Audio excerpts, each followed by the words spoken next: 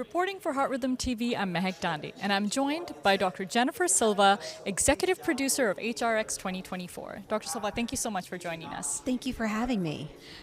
A very exciting introductory speech we just heard, and I'm really excited about the next few days. What are you most excited about as the conference kicks off today? First of all, thank you so much for having me. This meeting for me, I like to tell people it's existential for me. It embraces and celebrates everything I love to do. So, as you know, I'm a pediatric cardiologist, pediatric electrophysiologist in St. Louis, and that is, as I like to say to people, that is my first thing that I ever trained for. But I've had the pleasure of starting two companies, one of whom is as a co-sponsor here at HRX this year, which is wonderful to see happen. What I love doing, though, is working at the hospital, identifying areas that are problems for me. And, I think finding problems is actually really hard. You have to be really good at what you do, right? You have to really know your craft to figure out what the problems are.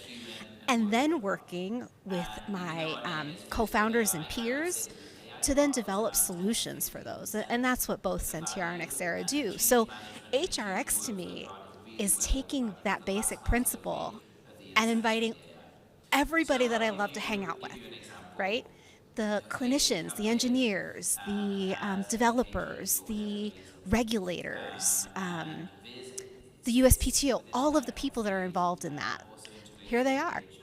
It's absolutely fascinating. It's the third year in a row, and HRX is getting bigger, more impactful, and it's so wonderful to see role models such as yourself, because we conventionally train in the triple threat of education, academia, and clinical prowess, and now we are hearing more and more about the quadruple threat, which is innovation, and really implementing something from idea to actual clinical outcomes, as you just said 10 minutes ago.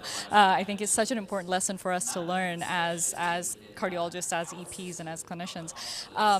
Now, speaking about the background work that goes into something like this, yes. How do you apply the principles of being a manager, being an executive lead, when you're bringing together people who have different backgrounds, different talents, they speak different languages? How do you get them at the same table, speaking the same language, working towards a common goal? It's tricky, right? Because we don't all speak the same language. And I think that's the first step.